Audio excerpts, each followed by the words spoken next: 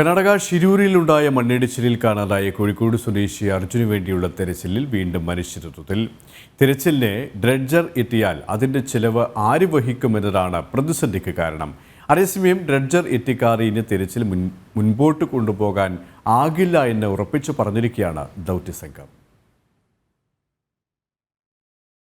ഗംഗാവലിപ്പുഴയിലെ കുത്തൊഴുക്കിന് നേരിയ ശമനമുണ്ട്.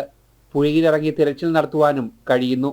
പക്ഷേ പുഴയുടെ അടിത്തട്ടിലെ കാഴ്ച ഇപ്പോഴും അവ്യക്തമാണ്. ചെളിയും കല്ലും മരങ്ങളും അടിഞ്ഞുകൂടി കിടക്കുന്നു. ഇത് മാറ്റാതെ ഇനി രക്ഷാദൗത്യം നടക്കില്ല. പിന്നെ ഒരു 20-15 ഫീറ്റ് മണ്ണുണ്ട്. അതിന് പിന്നെ ജഗന്നാഥിന്റെ വീടിനവിടെ ഡിജിൽ പറഞ്ഞ ഒരു ബണ്ടിന്റെ ഡിജിൽ കീഴെ പറഞ്ഞുണ്ട്.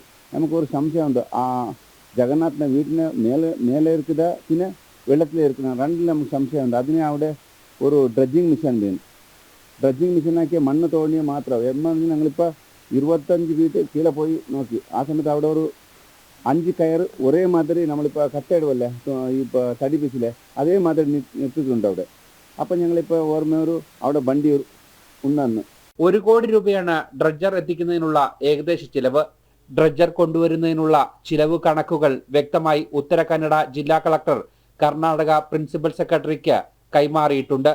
ഇത് ആര് വഹിക്കും എന്നതാണ് പ്രധാന ചോദ്യം. അതിനാൽ താൽക്കാലികമായി തിരച്ചിൽ നിർത്തിവച്ചിരിക്കുകയാണ്. ഇനി എന്ന് തിരച്ചിൽ ആരംഭിക്കുമെന്ന് ആർക്കും അറിയില്ല. മണ്ണിടിച്ചിൽ ദുരന്തം നടന്നിട്ട് 1 മാസം പിന്നിടുമ്പോഴും ഇതുവരെയും അർജുനെയും ലോറിയെയും കണ്ടെത്താൻ കഴിയാത്തതിൽ വലിയ അമർഷമാണ് അർജുന്റെ കുടുംബത്തിനുള്ളത്. ജനം, കോഴിക്കോട്.